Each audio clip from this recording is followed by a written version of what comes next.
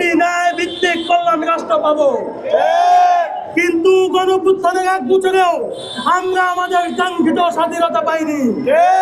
আমাদের বিচার বিভাগ, আমাদের স্বরাষ্ট্র বিভাগ, আমাদের প্রশাসন, আমাদের মিডিয়া কিছুই কাঙ্ক্ষিত লক্ষ্যে পৌঁছাতে পারে নাই। তারপরেও সরকারের চেষ্টাকে আমরা স্বাগত জানাই।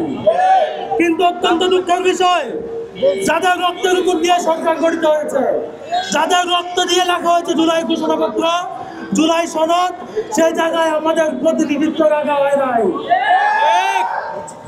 আমাদের দাবিগুলো স্পষ্ট। জুলাই ঘোষণাপত্রে আমাদের ন্যায্য অধিকারগুলোকে সংযুক্ত করতে হবে, আমাদের পুনর্বাসনের নির্দিষ্ট রোডম্যাপ দিতে হবে এবং আমাদের জন্য একটি সুরক্ষা আইন করতে হবে, যাতে কেউ আমাদের বিরুদ্ধে ষড়যন্ত্রমূলক কোনো কাজ করলে সেটা বিশেষ অপরাধ হিসেবে গণ্য করা হবে। 2024 সালে জুলাই গণঅভ্যুত্থানে জীবন উৎসর্গকারী সকল বীর সন্তানদের জুলাই শহীদ জাতীয় বীর হিসেবে রাষ্ট্রীয় স্বীকৃতি দিতে হবে।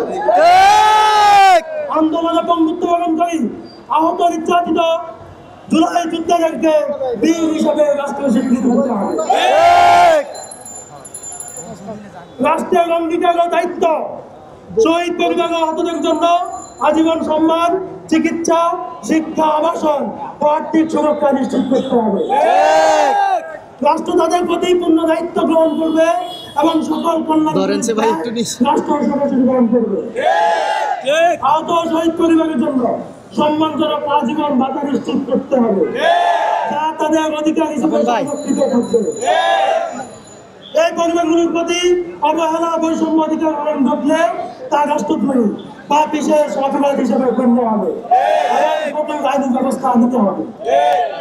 শহীদ পরিবার ও আহতদের জন্য বিশেষ আইনি সহায়তা কেন্দ্র ও কল্যাণ ট্রাস্ট গঠন করতে হবে। ন্যায় বিচার ও দায়বদ্ধতা জুলাই গণঅভ্যুত্থানের সময় সংগঠিত দমনগুলো গুলি, নির্যাতন, হত্যাকাণ্ডের জন্য দায়ীদের বিরুদ্ধে আন্তর্জাতিক মানদণ্ডে বিচার কার্য সম্পন্ন করতে হবে।